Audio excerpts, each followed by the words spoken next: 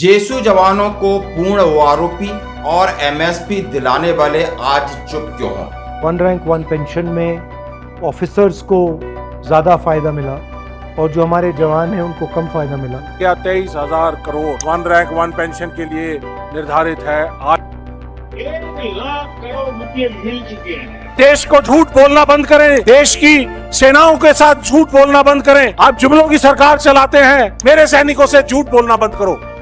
Agnipath scheme तुरंत प्रभाव से खत्म होना चाहिए। जैसा कि चुनाव से पहले आपने देखा होगा कि कांग्रेस पार्टी कर्नल रोहित चौधरी साहब लगातार अग्निपथ योजना या 1.5 लाख युवाओं की बहाली के साथ साथ सैनिकों से मिल रहे थे और इस मुद्दे को उन्होंने कहा है कि मैं संसद में उठाऊंगा, आपको न्याय दिलाऊंगा।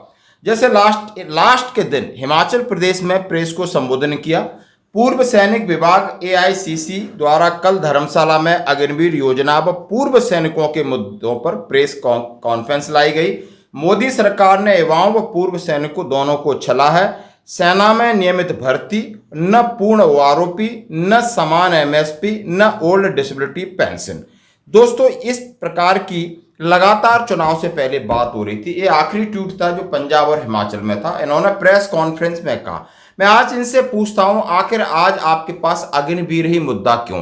क्या अग्निवीर ओआरओपी मुद्दा आपको अब सही लगने लगा है? कांग्रेस पार्टी पूरी तरह से वचनबद्ध है कि अग्निपथ स्कीम को खत्म करना है, क्योंकि ये देश की सेना के लिए, सुरक्षा के लिए, अग्निवीरों के लिए और युवाओं के लिए किसी के लिए सही नहीं है। और इसको खत्म करेंगे, अग्निवीरों को रेगुलर करेंगे और लीगेसी सिस्टम ऑफ रिक्रूटमेंट है उसको हम लागू करेंगे। और जो 1.5 लाख बच्चे 2019 से 22 के दौरान जो ज्वाइनिंग की इंतजार कर रहे थे, सिलेक्टेड थे, उनको भी ज्वाइनिंग देंगे। कांग्रेस पार्टी ने सड़क से संसद तक इस लड़ाई को ले जाने का काम किया। क्या आपके पास समान है एमएसपी की जो बात कह रहे हैं वो आपके लिए सही लगने लगी है? क्या डिसेबिलिटी पेंशन अब आपका मुद्दा नहीं रहा है? आखिर क्या चुनाव में सिर्फ आप सैनिकों को बरगला रहे थे? क्यों नहीं आपके सांसद, क्यों नहीं विपक्ष के नेता जिन्होंने स्वयं कहा कि नहीं, जवानों को वन रैंक वन पेंशन में कम फायदा हुआ है? आप इनका वीडियो देखते तो अधिकारियों को ज्यादा हुआ है। वन रैंक वन पेंशन में ऑफिसर्स को ज़्यादा फायदा मिला और जो हमारे जवान हैं उनको कम फायदा मिला। मगर शायद ओआरओपी ज़्यादा जवान को चाहिए होता है, मतलब उसके लिए ज़्यादा ज़रूरी है कि ऑफिसर के लिए। और एंड में लड़ता तो जवान है, ऑफिसर लड़ता है मगर जवान मतलब हजारों में जाके लड़ता है। पर इस मुद्दे को लेकर के क्यों नहीं आपने संसद में आवाज उठाई? क्यों नहीं आपने जंतर मंतर पर उस दिन प्रदर्शन किया युवाओं के लिए, अग्निवीर के लिए? लेकिन क्यों नहीं कहा कि जो मैंने ओआरओपी का बजट सैंक्शन किया था, जो हमारी पूर्ण ओआरओपी थी, उसको सरकार लागू करे? जैसा कि सैनिकों के मुद्दे हैं 1 साल से जंतर मंतर पर और कई प्रकार का ज्ञापन आपके पास भी पहुंच चुका है। ये मिनिस्ट्री ऑफ डिफेंस की 23 दिसंबर 2022 की प्रेजेंटेशन है, जिसके अंदर कहा गया 23,000 crore one rank one pension के लिए निर्धारित है। आज तक ओआरओपी 2 आने के बाद ये ज्यादा से ज्यादा 23,000 करोड़ रुपया होना चाहिए था। अक्टूबर 2023 में राजस्थान के चुनावों के अंदर झुंझुनू की रैली के अंदर बताया 70,000 करोड़ रुपया दे चुके हैं। हमने अब तक 70,000 करोड़ रुपए वन रैंक वन पेंशन के तहत हमारे सेना के जवानों को मिल चुके हैं। और अभी कुछ दिन पहले रेवाड़ी में रैली हुई थी, तो उस रैली के अंदर बताया 1 लाख करोड़ से ज्यादा दे चुके हैं। अभी तक ओआरओपी के तहत, वन रैंक वन पेंशन के तहत पूर्व सैनिकों को करीब 1,00,000 करोड़ रुपए मिल चुके हैं। मोदी जी, देश को झूठ बोलना बंद करें, देश की सेनाओं के साथ झूठ बोलना बंद करें। आप जुमलों की सरकार चलाते हैं, मेरे सैनिकों से झूठ बोलना बंद करो। 23,000 करोड़ आज तक टोटल दिया गया है और उसको कहीं पे आप 70,000 करोड़ बोल रहे हैं, कहीं पे आप 1 लाख करोड़ बोल रहे हैं। क्या ये सही है? सवाल पूछना चाहिए आपको, पत्रकारों। मोदी जी से सवाल पूछिए कि आप झूठ क्यों? लेकिन आज ऐसा क्या हुआ है कि अभी ओआरओपी 3 की घोषणा होने जा रही है और आपने इस मुद्दे को ठंडे बस्ते में डाल लिया? क्या राजनीति है या कोई राजनीतिक मजबूरी है? दोस्तों, आप सेना के कर्नल साहब हैं और बिल्कुल आपने एक बार नहीं हजारों बार कहा है और कहा है कि मैं सैनिकों को न्याय दिलाऊंगा। लेकिन जैसे ही चुनाव के रिजल्ट आए हैं और जैसे ही ये सारी प्रक्रिया बंद हुई उस दिन से आपने वन रैंक वन पेंशन का जिक्र नहीं किया है। क्या यही राजनीति है दोस्तों?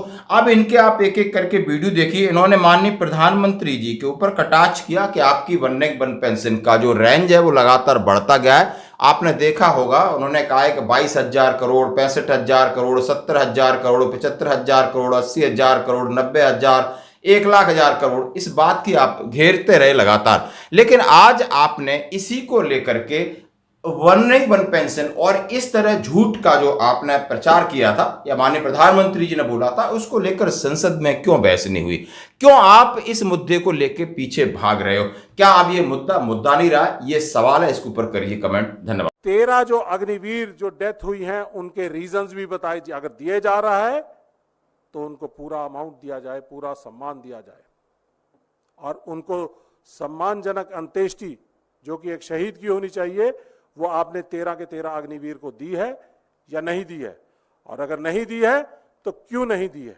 और अगर आप ये कहना चाहते हो कि वो 4 या 5 क्वालिफाई करते थे, बाकी 8 या 9 क्वालिफाई नहीं करते थे, तो आपको बताना पड़ेगा, मानना पड़ेगा कि अगर वो क्वालिफाई नहीं करते थे तो क्यों नहीं करते थे। क्वालिफाई इसलिए नहीं करते थे, अलग अलग रिपोर्ट्स आती हैं कि संदिग्ध हालत में उनकी मृत्यु हुई, गन वुंड से, बुलेट वुंड से उनकी मृत्यु हुई। अगर आप उसको सुसाइड मानते हो या कोई और वजह मानते हो, अगर आप ये कहते हो कि 13 में से 4 ही या 5 ही शहीद हैं और बाकी 8 या 9 सुसाइड केस हैं, तो हमें बताना पड़ेगा, आपको जवाब देना पड़ेगा कि 8 या 9 सुसाइड्स कैसे हुए, क्या हालात थे, किन हालातों के अंदर उनके सुसाइड्स हुए, क्या उनकी ट्रेनिंग एडिक्वेट थी, क्या उनका मेंटल प्रेशर झेलने की ताकत उनके अंदर थी, मेंटली रॉबस्ट थे, फिजिकली रॉबस्ट थे। सीधे ही ट्रेनिंग के बाद 6 महीने की बेसिक ट्रेनिंग के बाद उनको आपने ऑपरेशनल कंडीशंस के अंदर झोंक दिया। आपको जवाब देना पड़ेगा कि 8 या 9 ये अगर सुसाइड्स हैं तो क्यों हैं। और मेरी 26 साल की नौकरी है, जब 47 साल की उम्र में फौज छोड़कर आया था, मैंने अपनी 26 साल की नौकरी के अंदर एक सुसाइड देखा था सिर्फ। सुसाइड फौज में नहीं होते हैं, ट्रेंड सोल्जर कभी सुसाइड नहीं करता है। अगर ये 8 या 9 सुसाइड हो रहे हैं तो इसका मतलब कि वो मेंटली स्ट्रांग नहीं हो पा रहे हैं। ट्रेनिंग उनको मेंटली स्ट्रांग करती है, रोबस्ट करती है और हर तरह के हालात को झेलने के लिए ताकत देती है। तो इसका मतलब कमजोर सैनिक देश को दिए जा रहे हैं, जो सही नहीं है। और हम इन सब बातों के ऊपर, अग्निवीर योजना के ऊपर, इस भेदभाव के ऊपर, अग्निवीर वर्सेस रेगुलर्स के ऊपर और सुसाइड्स के ऊपर, शहीदों के ऊपर, उनके एमोलुमेंट्स के ऊपर, उनके सम्मान के ऊपर, इस सारे के ऊपर सरकार से डिमांड करते हैं कि आप व्हाइट पेपर लेके आइए, सारे देश को बताइए, गुमराह मत करिए पार्लियामेंट के अंदर आधा अधूरा अर्ध सत्य बताकर। व्हाइट पेपर लेकर आइए, देश को बताइए ये सेना मेरी भी है, इनकी भी है, आपकी भी सेना है, हम अपनी सेना के साथ भावनाओं से जुड़े हुए हैं। बात और कहना है कि सरकार इस पर भ्रामक जानकारियां दे रही है, इस पर वाद विवाद कर रही है, लेकिन ये अग्निपथ स्कीम तुरंत प्रभाव से खत्म होना चाहिए, क्योंकि ना तो सेना के लोगों से इसके ऊपर कोई डिस्कशन किया गया था, जैसा कि बताया जनरल नरवाने की किताब में 4 स्टार्स ऑफ डेस्टिनी में भी ये लिखा है। और दूसरी बात यह है कि किसी भी अग्निवीर से अगर आप पूछेंगे कि क्या उसे रेगुलर भर्ती चाहिए, ये सवाल उन पर भी होना चाहिए जो स्टेक होल्डर्स हैं। क्या कोई भी अग्निवीर ये कहेगा कि उसे रेगुलर भर्ती नहीं चाहिए? ये सवाल एक सरकार के लिए है। हम चाहते हैं कि सरकार इस पर श्वेत पत्र जारी करे और जिस तरह से 158 एजेंसियों की बात की है, राजनाथ सिंह जी को उसका स्पष्टीकरण देना चाहिए कि उन्होंने सेना के अंदर डिस्कशन के बजाय किन एजेंसी से बात करके इस स्कीम को वो लेकर आए हैं। पहले लगभग 35 लाख लोग सेनाओं में आते थे, अब केवल 10 लाख लोग आते हैं। तो हम सिर्फ ये कहना चाहते हैं कि शहादतों के साथ, सैनिकों के साथ और सेना के साथ सरकार राजनीति बंद करे। हम अग्निवीरों की तरफ से ये कहना चाहेंगे कि दिल से ना निकलेगी मरकर भी वतन की खुशबू, हमारी मिट्टी से भी खुशबू ए वतन आएगी। जय हिंद। साबका सैनिक संघर्ष कमेटी को, जिसकी बदौलत आज इस मंच का जन्म हुआ है, उन लोगों के ऊपर उंगलियां उठाएगी। शर्म की बात है ये। मेरे को अभी हरपाल भाई ने बताया है, प्रगट सिंह साहब ने भी बहुत पहले एक वीडियो डाल दिया था। आज के बाद में आपसे कोई भी ऐसी बात पूछता है तो उसको ठोक के जवाब दीजिए कि जंतर मंतर की टीम ने जो भी पैसा इकट्ठा किया था उसका एक एक पाई का हिसाब मौजूद है, लेकिन हम उनको हिसाब देने नहीं जाएंगे। हम हमारे साथियों को हिसाब देंगे, आपको हक है हमसे हिसाब लेने का। और अभी उन्होंने बोला है कि आप घोषणा कर दें कि हिसाब किताब करके जितना भी पैसा उनके पास बचा हुआ वो फेडरेशन के हवाले कर दिया जाएगा। साथियों, हमारी मांगों के लिए दोहराने की किसी को आवश्यकता नहीं है। पिछले टाइम से बहुत सारे ज्ञापन गए हुए, आप सब उससे जानकार हैं, वाकिफ हैं। वक्ताओं से भी मेरी रिक्वेस्ट रहेगी कि यहाँ पे आकर के कोई स्पेसिफिक डिमांड के बारे में ज्यादा लंबी चौड़ी बात ना करें।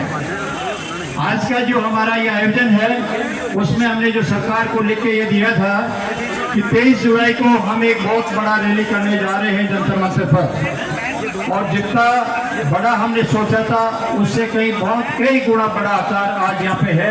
सरकार को शायद अब इसमें संशय नहीं होना चाहिए कि ये पूर्व सैनिक अपना हक लिए बगैर वापस किसी भी हालत में नहीं हटेंगे।